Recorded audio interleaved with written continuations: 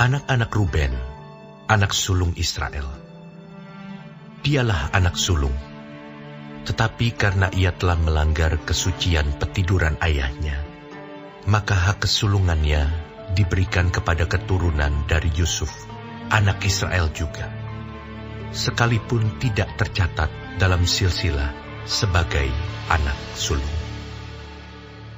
Memang Yehudalah yang melebihi saudara-saudaranya. Bahkan seorang dari antaranya menjadi raja, tetapi hak sulung itu ada pada Yusuf. Anak-anak Ruben, anak sulung Israel, ialah Henok, Palu, Hesron, dan Karmi. Keturunan Yoel ialah Semaya, anaknya. Anak orang ini ialah Gog. Anak orang ini ialah Simei. Anak orang ini ialah Mika.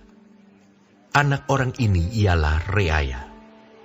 Anak orang ini ialah Baal. Anak orang ini ialah Beera, yang diangkut ke dalam pembuangan oleh Tilgat-Pilneser, Raja Asyur. Dialah pemimpin orang Ruben. Saudara-saudaranya menurut kaum-kaumnya, seperti tercatat dalam silsilah menurut keturunan mereka, ialah Yeiel, kepala, lalu Sakaria, dan Bela bin Azaz, bin Sema, bin Yoel. Dialah yang diam di Aroer, dan wilayahnya sampai ke Nebo dan Baal Meon. Dan ke sebelah timur wilayahnya, sampai ke pinggir padang gurun yang terbentang mulai dari sungai Efrat, sebab ternak mereka telah bertambah banyak di tanah Gilead. Di zaman Saul, mereka melakukan perang melawan orang Hagri. Setelah orang-orang ini jatuh ke dalam tangan mereka, maka mereka diam di kemah-kemah orang-orang itu di seluruh sisi timur Gilead. Bani Gad diam berbatasan dengan mereka di tanah Basan sampai Salka. Yoel adalah kepala, dan Safam orang kedua. Juga Yaenai dan Safat diam di Basan. Saudara-saudara mereka menurut puak-puak mereka ialah Mikael, Mesulam, Sheba, Yorai, Yakan, Zia, dan Eber. 7 orang. Itulah anak-anak Abihail bin Huri, bin Yaroah, bin Gilead, bin Mikael, bin Yesisai, bin Yahdo, bin Bus. Ahi bin Abdiel bin Guni ialah salah seorang kepala puak mereka. Mereka diam di Gilead di Basan, dan di segala anak kotanya, dan di segala tanah penggembalaan Saron, sampai ke ujung-ujungnya. Mereka sekalian dicatat dalam silsilah pada zaman Yotam, Raja Yehuda, dan pada zaman Yerobeam, Raja Israel. Dari Bani Ruben, orang Gad, dan setengah suku Manasye, ada 44.760 orang yang sanggup berperang. Orang-orang yang tangkas, yang dapat memanggul perisai dan pedang, dan melentur busur panah, yang terlatih dalam bertempur. Mereka itu melakukan perang melawan orang Hagri, Yetur, Nafis, dan Nodab.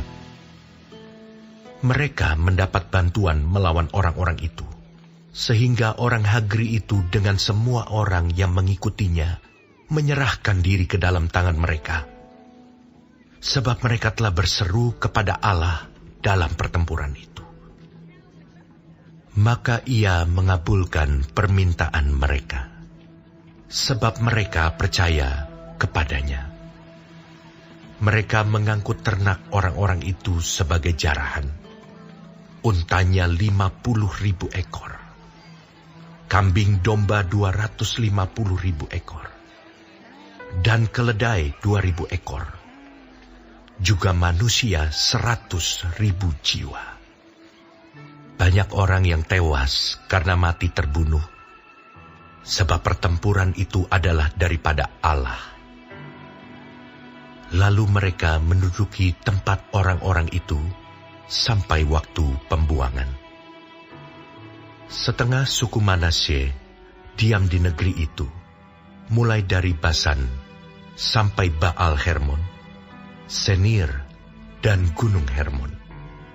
Mereka sudah banyak jumlahnya.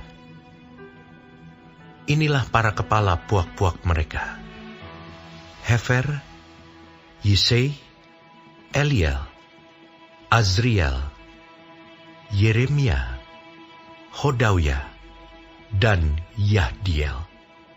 Orang-orang pahlawan yang gagah perkasa, orang-orang yang kenamaan, para kepala puak-puak mereka.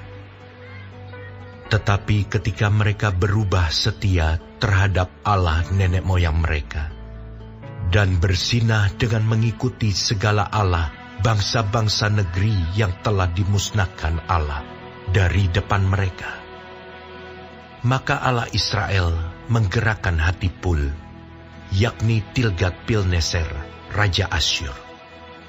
Lalu raja itu mengangkut mereka ke dalam pembuangan, yaitu orang Ruben, orang Gad, dan setengah suku Manasye. Ia membawa mereka ke Halah, Habor, Hara, dan sungai negeri Gozan. Demikianlah mereka ada di sana sampai hari ini.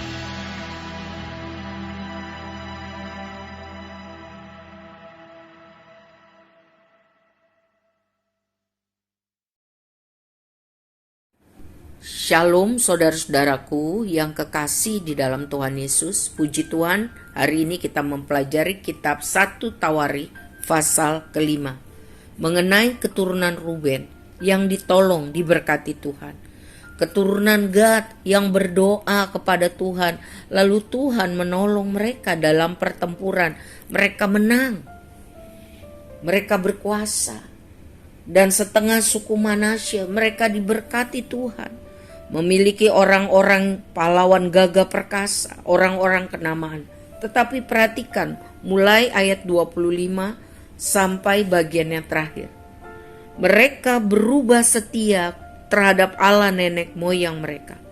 Ketika mereka sudah aman, nyaman, makmur, kaya, mereka tidak mau lagi hidup taat kepada Tuhan. Dan dosa mendatangkan hukuman dan malapetaka. Ini jelas. Sebab itu mari kita memilih hidup taat dan setia kepada Tuhan. Hal ini mendatangkan sejahtera walaupun di tengah badai kehidupan. Berkat Tuhan secara rohani dan juga jasmani. Prinsip ini berlaku sampai hari ini. Hal ini seharusnya mendorong kita untuk selalu hidup takut, hormat akan Tuhan, mematuhi firman-Nya. Tuhan memberkati kita semua. Amin.